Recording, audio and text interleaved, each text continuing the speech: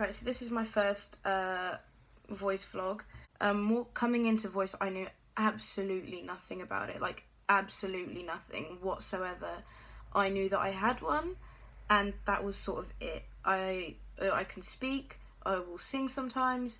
My voice does a range of different things, but so does everyone else's, and I've never really thought about it. I've never had someone teach me about voice. I've never had lessons on it, so I didn't know anything. I knew that I knew one word, which was falsetto, which to me was just a type of singing when someone sings really high, which kind of is, but I didn't know the things you could do with that, and that there are so many other voice qualities and figures under that. And then coming onto the course, one of the first things I found out is that there are actually 13 figures for the voice, which to me was insane to think about, and it was even more insane to realise that we use all of them on a daily basis. And I think that's one of the things that made me go, oh my god, especially when we started looking at them in isolation, because they all felt so weird and they all felt really foreign and strange to do. And even finding some of them difficult is a strange thought, because I probably do some of those, I probably create some of those figures when I'm speaking and they just naturally happen, but when you have to sit there and think about it, it's quite mind-boggling. So the 13 figures for voice are the true vocal fold onset and offset, true vocal fold body cover, false vocal folds, thyroid cartilage, cricoid cartilage, larynx height, epiglottic sphincter, velum, tongue, jaw, lips, head, neck, and torso. And this is something that Joe Estill also really teaches, is that all of these figures can be combined to make a recipe to create the 6 voice qualities, which is speech quality. So for example, we got taught the speech quality is sort of like if you're bored. So in terms of like if you're singing a song, if you're taught to do it in speech quality, it's like, so we did happy birthday, it's like happy birthday to you. So very minimal effort levels there. And then you have falsetto quality, which is like being in a choir in a church, so that kind of high pitched sort of sound. And for that, the larynx is probably positioned slightly higher, so you can have thinner vocal folds to be able to allow the sound to come out a lot more clearly, and so it's not as straining for the person. You have your sob and cry quality, which are pretty much just how they sound. There is like sad, it's like being very sad and crying, and you sort of sing like that. And it's got, so the sob quality's got a much darker sort of emotional sounding quality to it, and you will create it. And when you create it, your larynx is slightly lower, and your vocal cords will be thinner. And I just realised that I said for the falsetto quality that your vocal cords will be thinner, but they'll actually be thicker. And then sort of cry quality is so that you have the larynx placed slightly higher than you would for the sob, but the vocal cords are still really thin, as thin as they were before. Then you've got opera quality, which was explained to us as sort of how we picture people properly singing, like proper singing. And so for me, instinctively, I think, like very clear, very anchored, and just very poised. And then you've got belt quality, which is sort of as if you're calling someone across the street and you're trying to get their attention. It's a busy street. And with that, we learn about the cricoid and thyroid cartilage. So I'm now going to talk about some of the body covers that I found easy and difficult.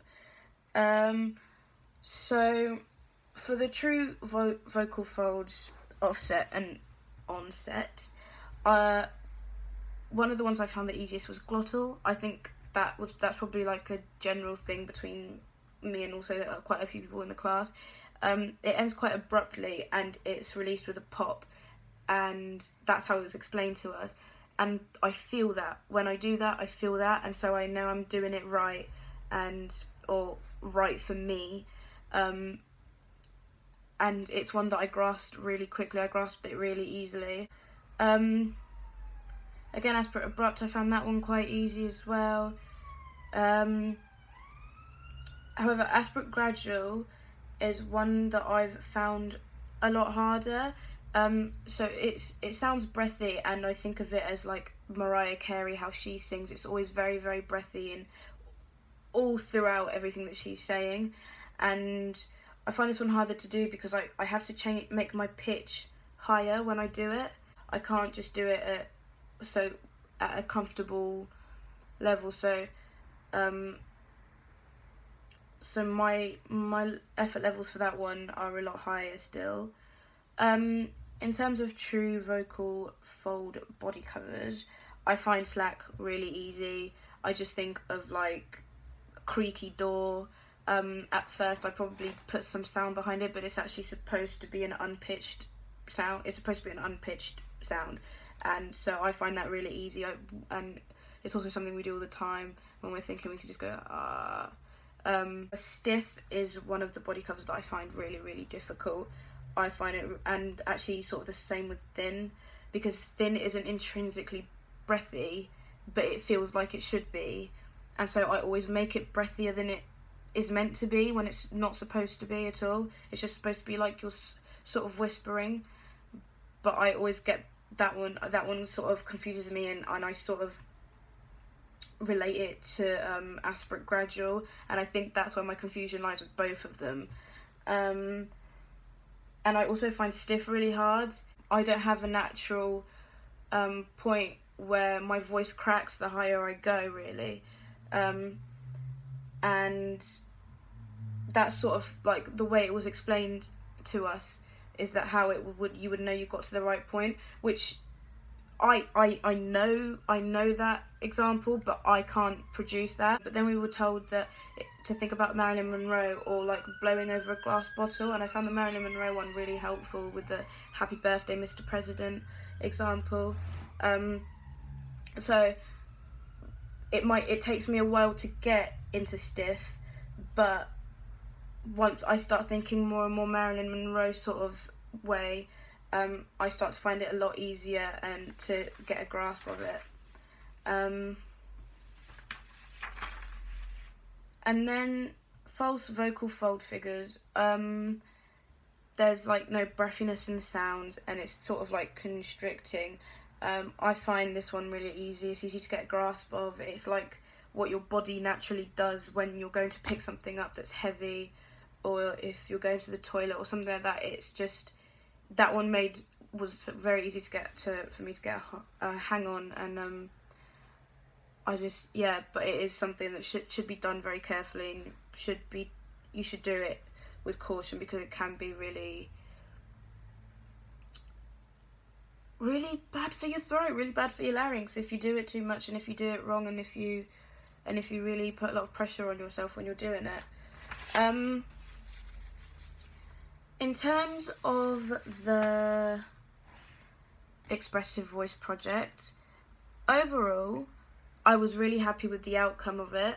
Our idea was to have a news story on the radio, and it was the same news story, but in between that we had different songs playing, we had different adverts playing, we also had the noise of, like, the frequency noise of when you're changing the channel on the radio. We had people speaking in different languages. For example, I spoke in Portuguese, Charlotte spoke in French. We had different accents.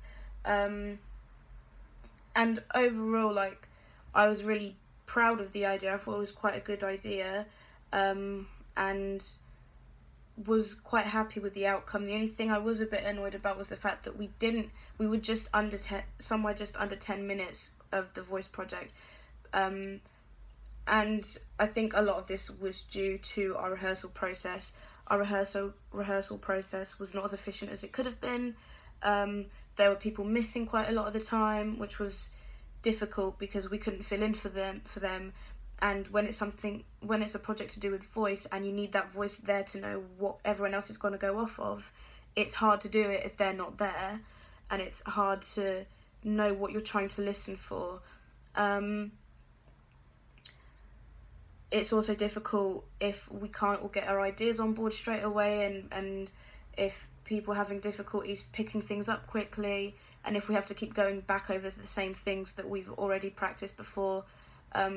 So that got in the way a little bit, and I think that was the main thing that slowed us down and meant that we came under the time that we were supposed to create something for. So that was a bit of a letdown, actually, because I know we could have done so much more, and we could have polished it a lot more also. In terms of true vocal fold figures and false vocal fold figures, we used quite a lot of them. We used quite a lot of the voice figures that we were taught.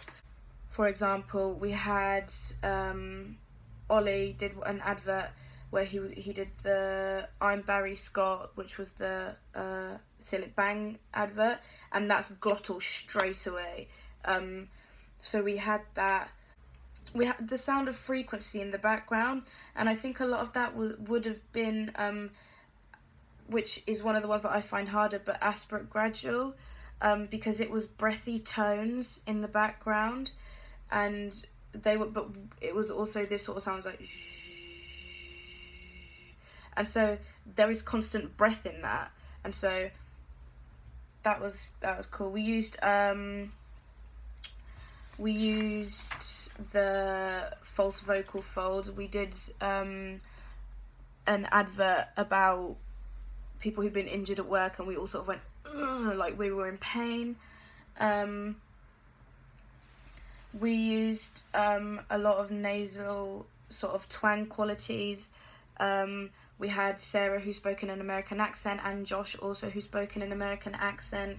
We did an American advert, which was about a film about cats, and we also went meow, which had a nasalized quality to it.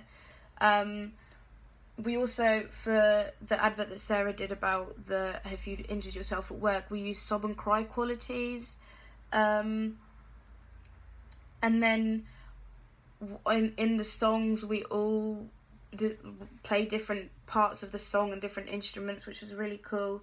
And for one of them, to like challenge ourselves, we did Justin Timberlake's Señorita, and when it gets to the part where it's like, I don't know what I'm thinking about, really leaving with you, there's a male part and a female part, and so me and Charlotte did the male parts, and Ollie and Nick did the female parts. So that was pretty cool. They got to explore more of a falsetto sound, whereas we did a much lower sort of sob quality sound. And yeah, so that's it. I would say that I've learned quite a lot about the voice and what it does, and I feel like I'd be able to put it to use quite a bit in different things now.